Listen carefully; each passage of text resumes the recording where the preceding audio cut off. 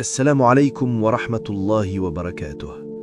Quand Allah t'éloigne de ce que tu voulais, ce n'est pas pour te punir, c'est pour te purifier. Chaque détachement est un appel, chaque perte, un enseignement. Car parfois, ce que tu crois être une fin n'est que le début du plan divin. Regarde autour de toi, tout change, tout s'éteint, tout se transforme. Les visages s'en vont, les promesses s'effacent, les rêves tombent. Ce que tu croyais solide s'effrite entre tes doigts.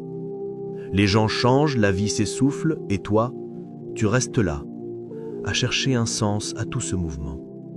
Combien de fois as-tu cru trouver ton refuge dans ce monde? Tu t'es attaché à des choses fragiles, à des personnes de passage, à des promesses sans racines. Mais tôt ou tard, Allah te rappelle que rien n'est éternel, sauf lui. Chaque perte, chaque silence, chaque éloignement est une lettre écrite par sa sagesse. Il te parle à travers les absences, à travers la douleur, à travers les séparations. Tu crois que l'on t'a oublié, mais non. On t'a seulement retiré ce qui t'empêchait de revenir à l'essentiel. Et dans cette solitude qui te pèse, se cache peut-être la main d'Allah qui te ramène à lui. En vérité, c'est dans le rappel d'Allah que les cœurs trouvent la quiétude. Surat Ar-Ra'd, verset 28. Quand le monde te fuit, le dhikr t'enlace. Quand les gens se taisent, le Coran te parle. Et quand ton cœur s'alourdit, c'est dans la prosternation que tu retrouves la légèreté. Tu vois, le cœur humain est un voyageur. Il erre de main en main, d'attente en attente, jusqu'à ce qu'il trouve enfin la paix dans le souvenir d'Allah. Tant qu'il cherche sa tranquillité ailleurs, il restera assoiffé. Mais lorsqu'il se tourne vers celui qui ne change pas, le tumulte s'apaise. Il faut parfois perdre tout ce qui brille pour voir la lumière véritable. Il faut que le silence envahisse ton âme pour entendre la voix du Très-Haut. Et lorsque tu t'arrêtes enfin, épuisé de courir après le monde, tu découvres que le seul lieu de repos, c'est le cœur qui se souvient. Quand ton cœur se serre, souviens-toi, quiconque place sa confiance en Allah, il lui suffira. Surat At-Talaq, verset 3. Ces paroles ne sont pas une simple consolation, elles sont une promesse divine, une certitude gravée dans le livre d'Allah, plus solide que tout ce que tes yeux peuvent voir. Elles ne demandent pas d'explication, mais une foi totale, nue, sans condition. La confiance, c'est ce moment où la raison s'arrête et où le cœur prend le relais. C'est marcher dans la nuit sans voir la route, mais en sachant que ton Seigneur est la lumière. C'est tendre la main vers le vide et sentir qu'il la tient, sans que tu comprennes comment. Quand Allah a dit « il lui suffira », c'est qu'aucune perte, aucun rejet, aucune épreuve n'a le pouvoir de t'anéantir, parce que ta subsistance, ton honneur, ton avenir, ton repos, tout cela ne dépend ni des gens, ni des circonstances, mais du décret d'Allah. Et lorsque tu te soumets à ce décret, tu entres dans une paix que nul ne peut troubler. Souviens-toi d'Ibrahim alayhi salam, seul face au feu. Tout le monde l'a abandonné, sauf Allah. Et dans la fournaise, le Seigneur des mondes a dit « Ô feu, sois fraîcheur et paix pour Ibrahim ». Le feu brûle tout, sauf celui qui s'abandonne au Créateur du feu. Celui qui se confie à Allah ne chancelle pas, même si la terre tremble sous ses pas. Il sait que derrière la difficulté se cache la sagesse. Il sait que le retard n'est jamais un oubli, que le silence d'Allah est parfois une réponse plus profonde que les mots. Ibn Taymiyyah disait « Celui qui se fie à Allah, Allah lui suffit. Celui qui se fie à autrui, Allah le confie à ce qu'il a choisi. Ainsi, la vraie confiance n'est pas de dire « je crois », mais de continuer à avancer même quand tout s'effondre. C'est refuser de douter, même quand les prières semblent sans réponse. C'est voir dans chaque porte fermée une main divine qui te détourne vers un meilleur chemin. Combien de fois t'es-tu plaint sans voir que ce que tu perdais te sauvait? Combien de fois as-tu voulu retenir ce que Allah voulait t'enlever? Ton cœur s'accroche à ce qu'il connaît, même quand cela te détruit lentement. Et pourtant, Allah, dans sa miséricorde, t'arrache à ce qui te nuit, même si tu cries, même si tu pleures, même si tu ne comprends pas encore. Il t'éloigne pour que tu reviennes à lui, il te prive pour t'apprendre la richesse du contentement, il ferme une porte pour t'ouvrir un horizon que tu n'aurais jamais osé imaginer. Chaque douleur porte un sens caché, chaque silence, un message que ton âme doit décoder. Quand ton âme gémit, c'est qu'elle résiste encore à la sagesse divine. Elle veut contrôler, choisir, planifier, comme si elle savait mieux que celui qui l'a créée. Mais tant qu'elle ne s'abandonne pas, elle ne goûtera jamais à la tranquillité. L'épreuve n'est pas là pour te briser, mais pour t'épurer, pour polir le miroir du cœur jusqu'à ce qu'il reflète la lumière d'Allah. Ibn Qayyim disait, « Quand Allah veut élever ton rang, il t'éprouve pour t'apprendre la patience. Chaque douleur est une main invisible qui t'élève. Chaque attente est une école où se forme la confiance. Et chaque larme versée dans le secret de la nuit est un témoignage d'amour que ton Seigneur n'oublie jamais. Tu crois parfois que ta vie est en désordre, mais c'est peut-être l'ordre divin que tu ne comprends pas encore. Tu crois avoir tout perdu, alors qu'Allah t'a simplement allégé pour que tu puisses voler plus haut. Ce que tu appelles une épreuve est peut-être le début d'un appel, et si ton cœur savait ce que ton Seigneur prépare, il danserait de joie dans l'attente même de la douleur. C'est dans la blessure que la lumière entre, et dans la perte que la foi se renforce. Plus ton cœur résiste, plus il retarde sa guérison. Mais lorsque tu dis enfin « j'accepte », c'est là que commence la vraie liberté, celle du cœur qui ne dépend plus que d'Allah. Rappelle-toi Youssouf alayhi salam, jeté dans un puits par ceux qui partageaient son sang, vendu comme un esclave à des étrangers, puis enfermé pour un crime qu'il n'a jamais commis. Le monde l'a rejeté, mais Allah, lui, ne l'a jamais abandonné. Ce qui semblait une chute n'était en réalité qu'un chemin secret vers l'honneur. Ce que les hommes lui ont arraché, Allah lui a rendu avec majesté. Dans le silence de sa prison, alors que les murs étouffaient sa jeunesse, Allah façonnait en lui la sagesse d'un roi et la patience d'un prophète. Ce n'était pas le temps de la gloire, mais le temps de la préparation. Et c'est dans cette obscurité que son cœur a appris à reconnaître la lumière. Chaque épreuve était un pas vers sa destinée. La trahison l'a éloigné de ses frères, mais l'a rapproché d'Allah.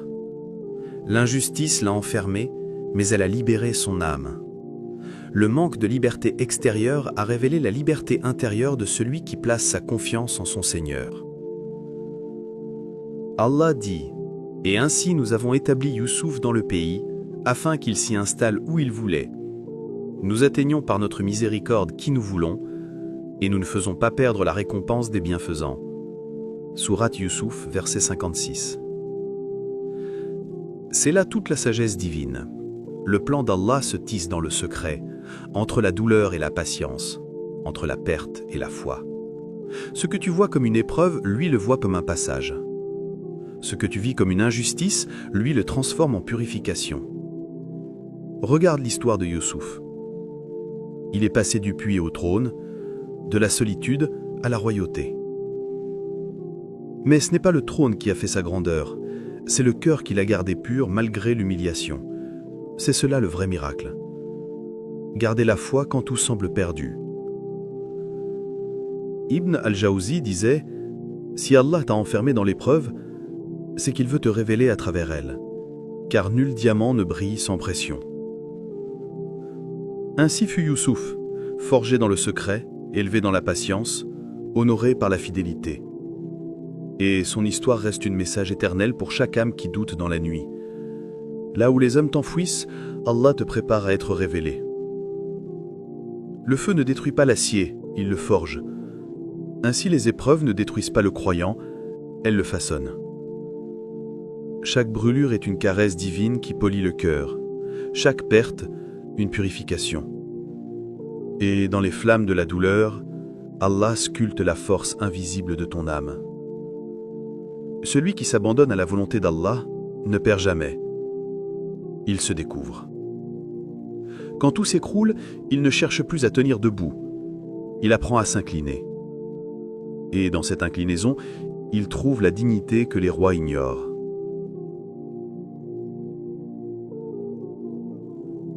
La soumission n'est pas faiblesse. C'est la plus haute forme de courage. C'est regarder le ciel après la tempête et dire « Seigneur, c'est toi qui décides, et cela me suffit. » Al-Ghazali disait « L'homme libre est celui qui s'abandonne à la vérité, même s'il le dépouille de tout ce qu'il aime. » Il y a dans chaque prosternation un secret. Le monde entier se soulève dans ta poitrine et ton cœur s'apaise comme un oiseau revenu à son nid. Le sol devient trône et ton front, symbole d'honneur, se pose là où commence la paix. Le croyant est semblable à la lune, parfois éclipsé mais jamais éteint. Son éclat ne dépend pas du monde, mais de la lumière qu'Allah lui accorde. Et même lorsqu'il semble perdu dans la nuit, il sait que l'aube lui appartient. Les gens prêgnent la douleur, mais les élus y reconnaissent la main d'Allah. Ils voient dans la blessure la promesse d'une guérison céleste. Dans la solitude, la voix du bien-aimé. Et lorsque le monde les rejette, ils entendent le murmure du Très-Haut. « N'ai-je pas été suffisant pour toi ?» Celui qui a goûté à la proximité d'Allah ne désire plus rien d'autre. Car il sait que tout ce que le monde peut offrir n'est qu'un mirage. La paix véritable ne se trouve pas dans l'abondance, mais dans la soumission. Et le cœur qui s'incline devant Allah devient plus fort que tout ce qu'il traverse. Le prophète sallallahu alayhi wa sallam a dit « Le fort n'est pas celui qui terrasse les gens, mais celui qui se maîtrise lorsqu'il est en colère. » Sahih Bukhari, Sahih Muslim. Ces mots traversent le temps comme une lumière. Ils rappellent que la force n'est pas dans les poings, mais dans la paix. La véritable puissance ne s'impose pas, elle se contient.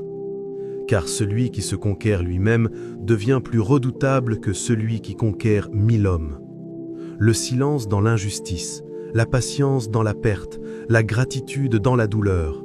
Ce sont là les armes des prophètes, les boucliers des croyants, les joyaux des âmes élevées.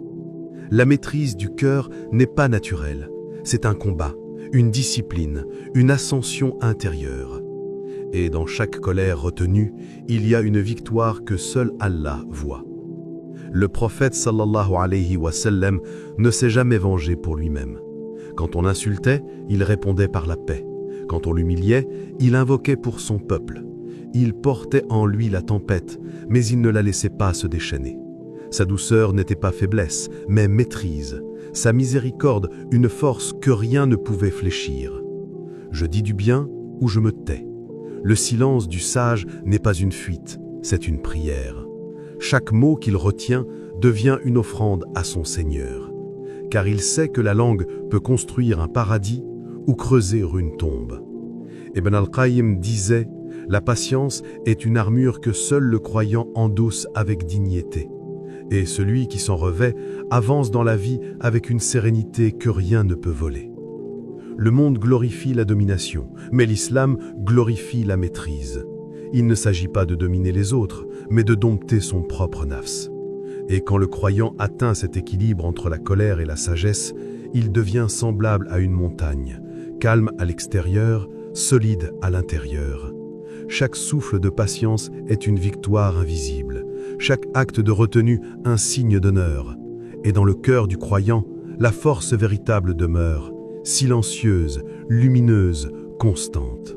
Alors, si tout effondre autour de toi, ne désespère pas. Allah ne t'a pas oublié, il t'épure.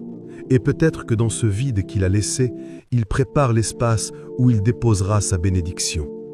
Al-Ghazali disait « Celui qui connaît Allah ne s'inquiète plus des causes, car il voit la main du Créateur derrière chaque événement. Que restera-t-il de tes plaintes au jour du jugement? As-tu dompté ton ego ou est-ce que lui qui te domine? Si Allah t'appelait aujourd'hui, que trouverait-il dans ton cœur?